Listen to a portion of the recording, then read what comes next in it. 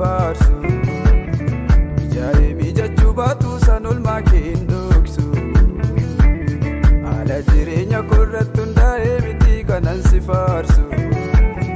Ijaa'ee jechuu baatu san olmaa kee hin dhoksu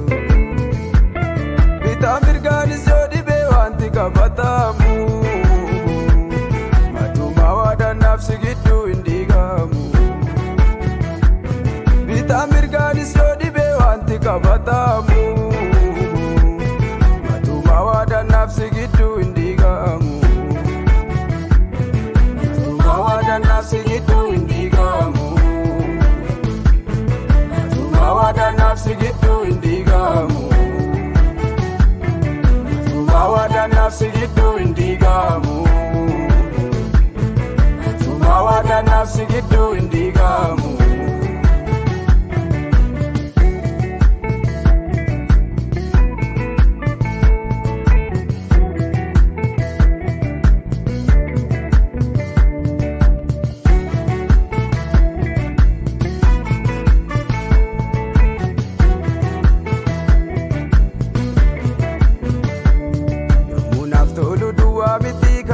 Masiisu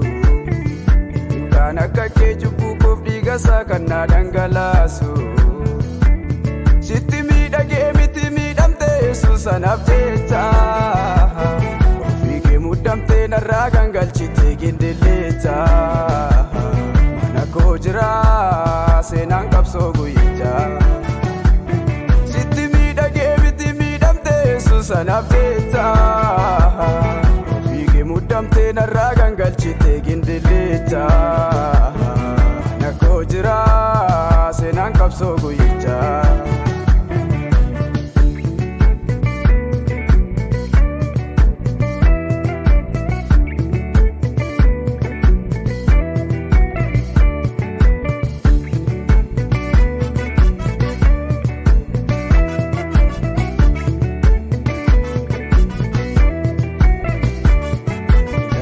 jedhee miidhamuu keen dagaadhu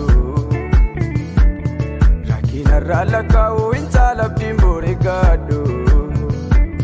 Dallaan duwwaa ta'ee midhaan baasuu baatus maasaakoo Yeroo dhumaa gooftaatti gammadaa keessikoo Dallaan duwwaa ta'ee midhaan baasuu baatus maasaakoo Yeroo dhumaa gooftaatti gammadaa keessikoo Gooftaatti gammadaa keessikoo Hundumaa gooftaatti gammadaa keessikoo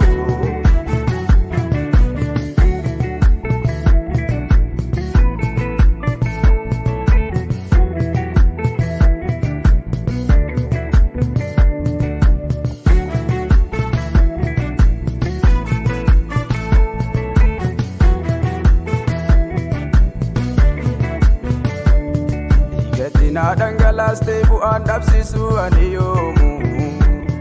Bu'aa foon koo guuttachuuf biyya lafaatti michoomu Hin dagattuu sammuun koo akkatti na waraanaamtee Ofii kee madooftee madaasa kan koo na wallaantee Hin dagattuu sammuun koo akkatti na waraanaamtee Ofii kee madooftee madaasa kan koo na wallaantee